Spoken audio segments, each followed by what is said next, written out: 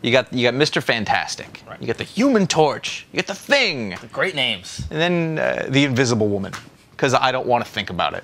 It's a little on the nose. Guy who flies. Strong guy. Well.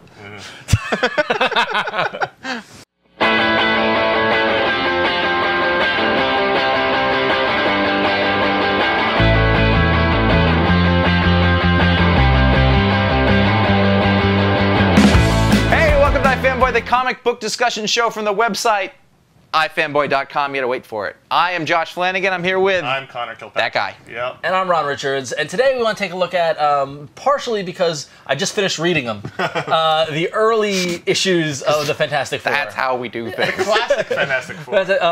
The Marvel Omnibus program, one of the first ones published was the Marvel Omnibus Volume 1, which collects issues 1 through 30.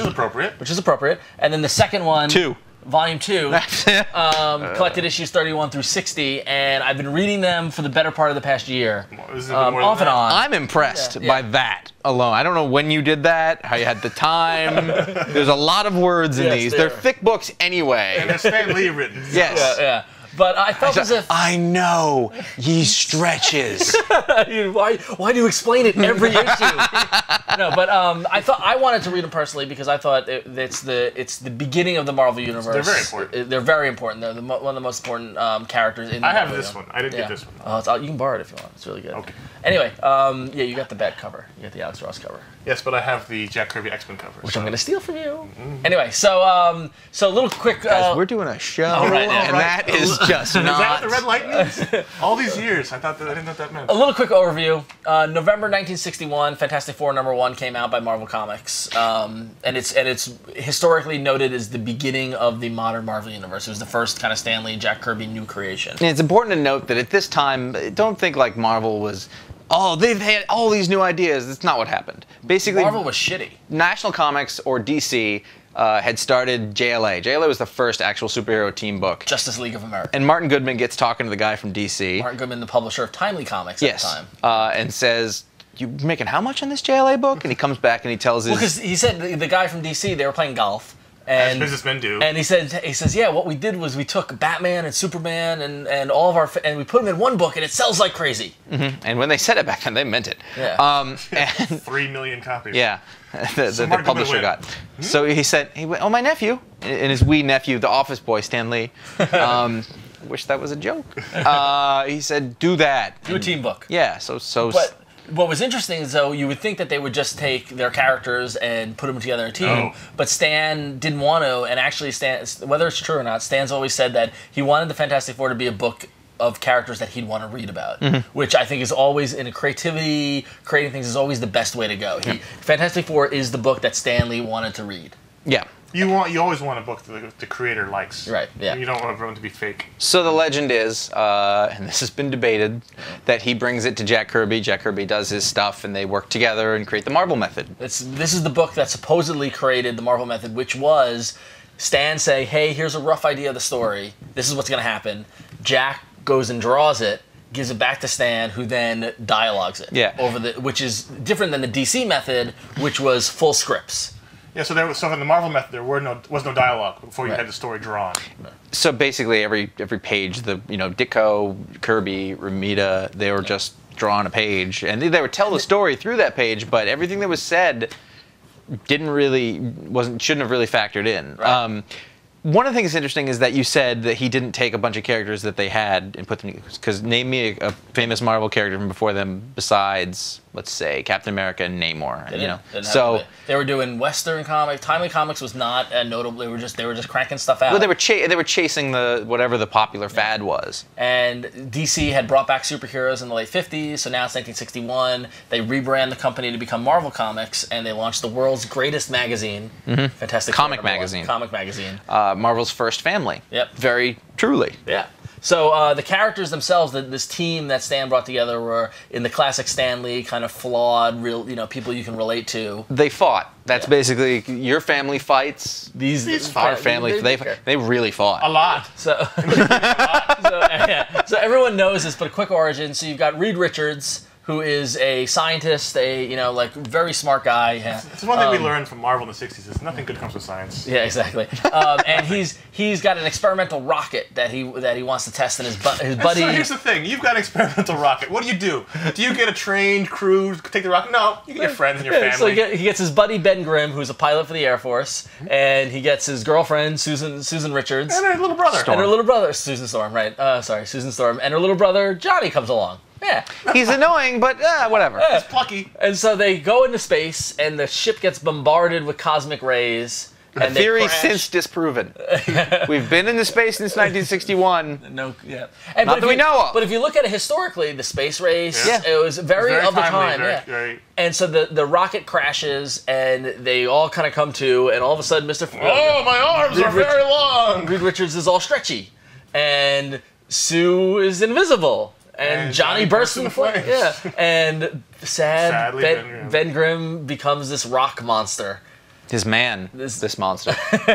And a thing of sorts. Somewhere, wherever they crashed in the swamp or whatever, they put their hands in, and they decided to use these powers for good. And That's kind of how FANTASTIC in the '60s. Shit happened fast. Yeah. And now this is a 4 to 6 issue thing to happen. But also interesting is that they didn't appear in costume in the first 2 issues. Mm-hmm. Yeah, they were just wearing suits. They just were wearing stuff like that. That'd be awesome if that was still the case. Like, and he still wore like the Don Draper hat and suit. What was interesting? So they decided to use these powers together. They become the Fantastic Four. They take residence in the Baxter Building, which is basically a bunch of Reed's labs, and Reed just invents stuff, and they lived off the patents. And I like that. Yeah. I like that explanation of, it's like the guy, like, what are you wealthy? Well, I sold a bunch of stuff. And like, my dad wrote a song. It was very realistic, and there were points in these stories where they ran out of money, and they had to deal with that. They always went to the bank because they had money trouble. They had to sell stock. It was just fascinating stuff. And then at one point, they sold their story to the movies. Yeah, well, we'll get to that. Yeah, which is because that had a very funny ending. But and so really, it started Marvel Comics. It started the Marvel Method. It started Stan and Jack, and we were talking about this is probably stands up as the Stan and Jack collaboration. This is like the mile marker for ongoing runs. Is the 104 issue, the 104 issues that they did on this run. Like, if a team can work that long, it's a classic run. It's only been one other team. Yeah. One of the things about it is Eric Larson did it, Savage Dragon, Bendis and Bagley. But he's not really a team; he's by himself. Right? Yeah, but Bendis and Bagley did Ultimate Spider-Man. Dave Sim. Yeah, Dave Sim. Yeah. He's by himself. It's an indie book. It's not really a team collaboration. Yeah. For me, though, like, I think this book perfectly encapsulates the powers of both of these creators, more or less. Yeah. Later, it changes a little bit. You see, like, the sort of, like, maybe Kirby's paying more attention to it than Stan is, things like that. But the sort of realism, the humanity of the characters, even, it's all exaggerated, obviously, but that's Stan Lee. It was always his thing. That's what he wanted to do, was make characters who were real, more real.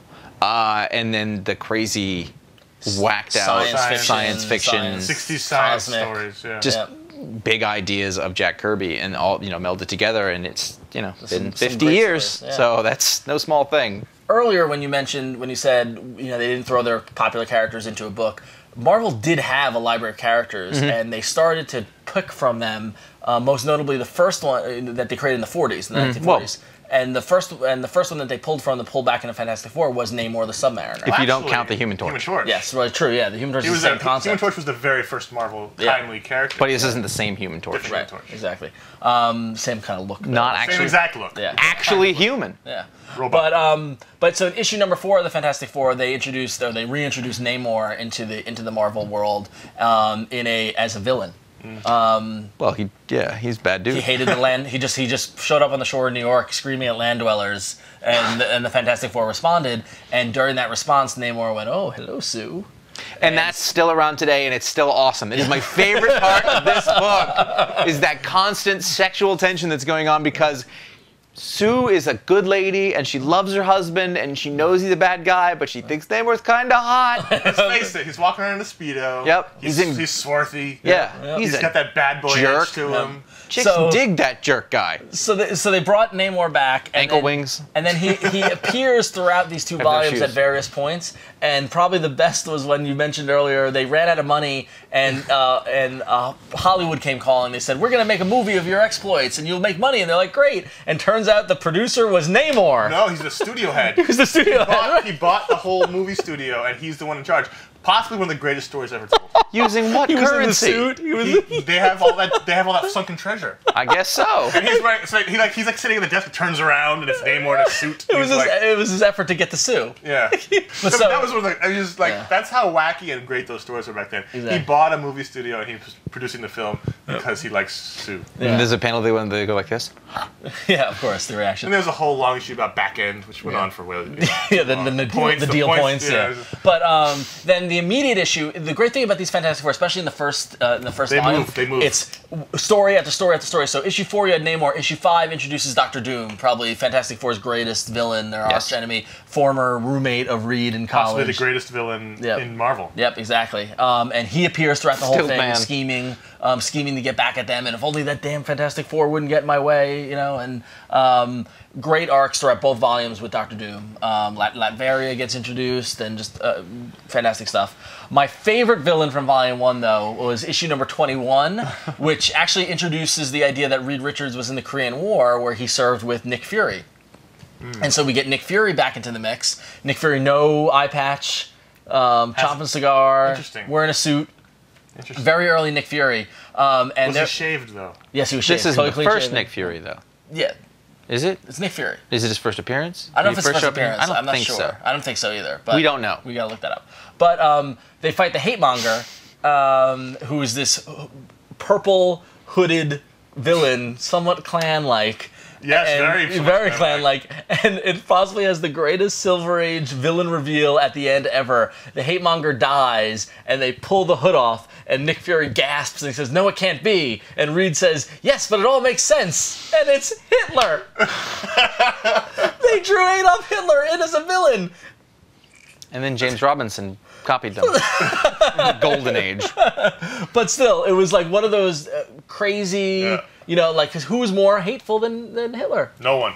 He's an appropriately named villain. So that they brought the Hate Monger back many years later in the 80s, and it was Sue Storm. Because she was feeling neglected. That's Byrne stuff, right? Yeah. But how do you get out of that one? So it was really interesting to see the evolution of these stories go from these one and dones, kind of each issue just told a story, but they kept the ongoing kind of. The pace is fantastic. The pace is great. I mean, this is as far from what you can get now as possible. This story's moved. But in Volume 2, they start developing more elaborate storylines. Volume 2 becomes more of the style you think of when you think of Jack Kirby.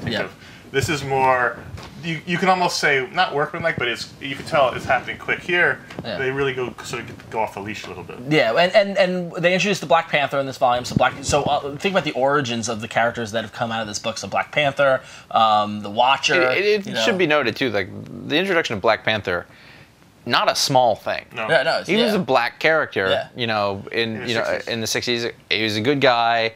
I mean, they named him the Black whatever, but still, that was a big deal. Name. At the time, also. I mean, we continue forever. But what I thought was interesting was that they introduced the villain group called the Frightful Four, which had the Sandman and originally Paste Pot Pete, who changed his name, luckily. And now I don't remember what Good call. But in it was also Medusa, who was this red-headed woman with hair, tentacles, and somehow they just quickly, it was interesting to see how they evolved the ideas. They got an idea, they did it, and then they just decided to change. And they worked Medusa in to introduce the Inhumans. Mm-hmm. And turns out she's the queen, Black Bolt. She's the consort of the king of the Inhumans. And they never tied in why she was running around with the Frightful Four. Like, they never... Yeah, exactly. No prize. So they introduced the Inhumans when Johnny fell in love with Crystal, and the Inhumans ran away. Weird hair. Yeah, ran away to the mountains, and Maximus formed the negative zone around, these terms that we were involved in comics. People always ask now, why do we always talk about the Fantastic Four? Why are they important? It's because almost every concept that's in the Marvel Universe now comes out of this book. Yeah, exactly. Half the characters you're reading about came out of this book. The universe, the world, the negative zone, the elements of it. Everything came out of this. Almost everything came out of this book. Right, and then possibly the greatest Fantastic Four story ever. Famous story. The most famous one in Volume 2 was the coming of Galactus. which featured the Watcher warning them, and then the Silver Surfer shows up, and then Galactus shows up, and ultimately they defeat him. What's interesting about that, about the Fantastic Four and Galactus, is that he wore shorts. And short sleeves. It's an unfortunate costume. It was beach weather. It was, honestly, it was August. Summer in the city. August in New York, come on. I understand. It was hot. Full It was body hot. suit. He's a pale cosmic devourer. Think about the lack of light in space. True enough. Yeah. But what I found fascinating is that in the last issue, they resolved the Galactus story in the first 8 pages, and then start the next story arc in the same issue. Yeah. Like, they just moved on. Shit got to be done, you know? What time for What you this? can do. It was great. The story's over. Yeah. Gotta fill those pages somehow. Now, when you read these books, the thing that becomes clear right away is these are very of the time. They're dated. They're really dated. If you're reading this with a modern eye, you're probably not going to enjoy them. If you can read them knowing the time and taking into account, you can enjoy them. But the thing is, they're very 60s. You need to throw your head back in the 60s and know that like the way they wrote comics were different. There's a lot of recapping in every issue. So what we want you to do is you want to watch, let's say, the first season of Mad Men. Really get yourself into the mindset. Have a nice But drinky it's not poo. just the recapping. It's the relationship between people, the female, the role of females, the minorities. It's not sexist. It's not racist. But it's of the time. Well, I mean, what's interesting, Which is vaguely sexist and racist. What's interesting is that, like, you know, so they're a team, and they all seem to fall into these same roles every issue for this whole entire run, which is Reed is overworked, focused, you know, inventing things, can't be bothered. Too busy to focus. Johnny is hot-headed teenager, wants to just make out. Well, that doesn't really change there, but you know, he always has a hot rod, and he's and he's chasing girls. Ben is always lamenting being the thing. He doesn't want to be the thing. He's the classic story. This man, this monster is in this run where, you know, dealing with him being the thing, and a couple times he goes back to being Ben Grimm, and then goes back to being the thing. Happens a lot. It happens a lot. He never stays Ben Grimm. And actually, it's shocking how often he's changing back and forth. And other people do it. Reed can't. That's what's funny. Everybody but Reed. Yeah, Reed's like, I'm sorry. If I could fix it, I could. And then you know. I gotta be over here now. But then the last is Invisible Woman, who over the span of these issues, she and Reed get married and form the family, but Reed doesn't have a lot of respect for her. They're not nice to Sue. No. She didn't, as we alluded to, she did not get a good superhero name. She didn't get a good superhero name. I think at one point they referred to her as the secretary of the group. They asked her to take to take the notes. At one point she goes. What else are broads good for? She goes and cooks. It's no wonder that she wants to get out of the place with old wing feet. Yeah. That's the attraction. Is Go going shopping off with the bad boy to his kingdom. The number of times Reed refers to her as woman.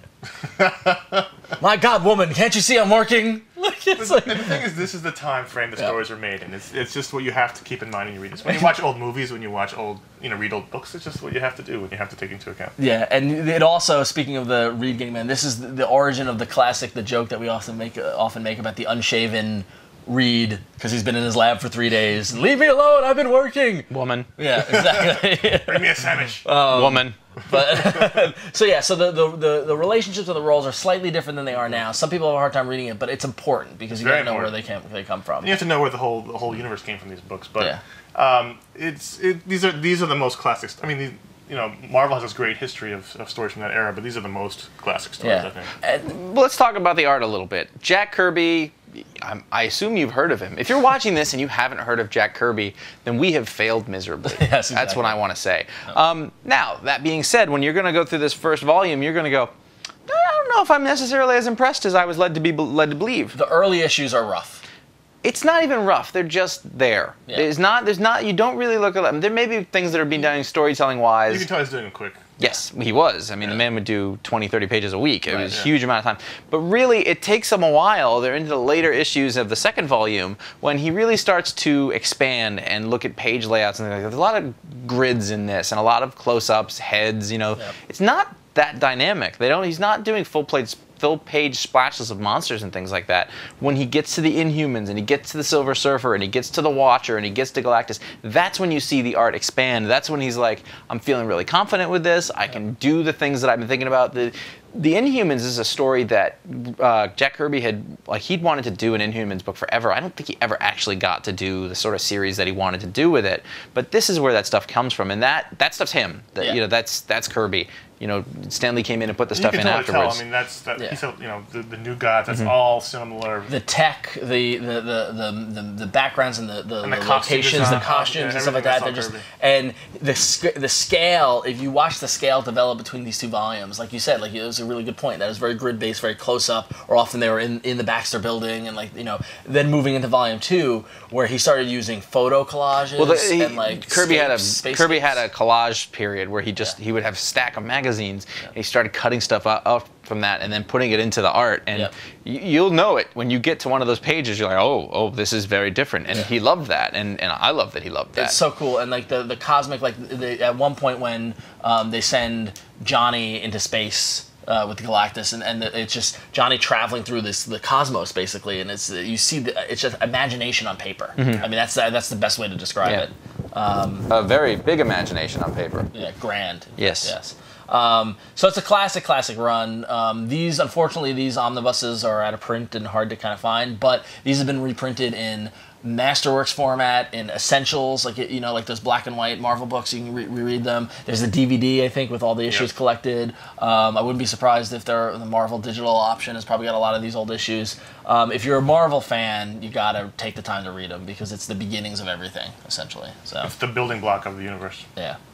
So I loved it. It was great to read, and I'll give you Volume 2. You totally should read it. It's just the Galactus. You can just give it to him? Well, no, you can I want a free comic. You can borrow it. I hate this show. You can write into contact@ifanboy.com with any questions, comments, or whatever it is you feel like writing on the email.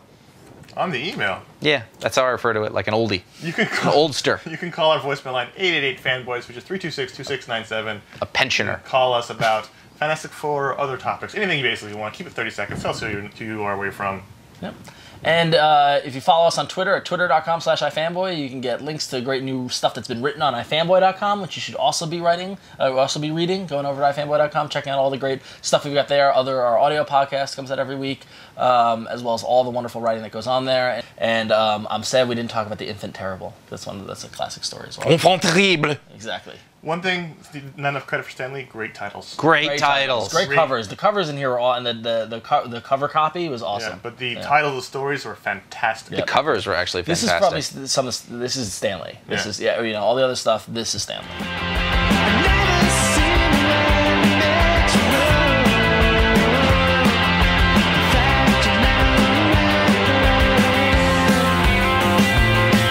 Naked Show.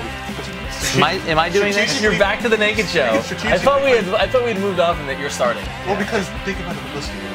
We're not doing the Naked Show. We had a year of no Naked Show discussion, and now we're back to the Naked Show. We have to put the books strategically. Listen, there's no publicity unless my balls are in it.